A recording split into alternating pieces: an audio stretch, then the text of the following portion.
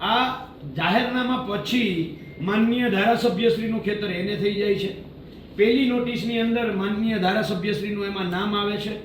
ત્યાર પછી એને થઈ ગયા પછી 22 જણામાંથી 21 જણાને બોલાવવામાં આવે છે અને ધારાસભ્યશ્રી સાથે અલગ મીટિંગ કરવામાં આવે છે અને પાછું એનું નોટિંગ કરવામાં આવે છે કે ધારાસભ્યશ્રી સાથે ચર્ચા કર્યા પછી.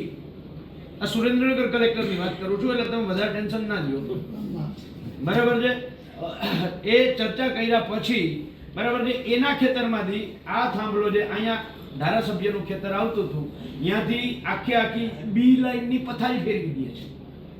જે આના નિયમો છે ને બી લાઈનમાં લાઈન નીકળવી જોઈએ એ બી લાઈનની પથારી ફેરવી આમ ફેરવી અને બાજુવાળા ખેડૂત બિચારો 1.5 વીઘા વાળો છે એને આટી લીધો અને ત્યાંથી લાઈન કાઢી.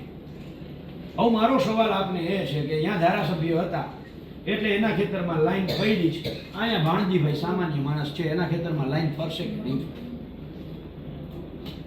આ તમારે ભાણજીભાઈ તમારે બોલવાનું ખાલી ભાણજીભાઈ છે, સામાન્ય ખેડૂત છે, ધારાસભ્ય તો છે નહીં, બરાબર છે. તો હવે એના ખેતરમાં લાઈન આવે છે, આ લાઈન ફરશે કે નહીં ફરે એ મને કહો.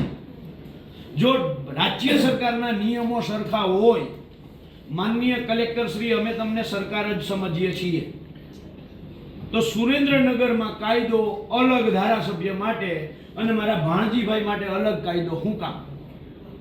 આ લાઈન ફરવી જોઈએ, ભાણજીભાઈના ખેતરમાં લાઈન ન આવવી જોઈએ અને ભાણજીભાઈના ખેતરમાં લાઈન નાખવી હોય તો તમારા ઉર્જા મંત્રીને કયો પેલા પ્રકાશ વરમોરાના ખેતરમાં લાઈન નાખે.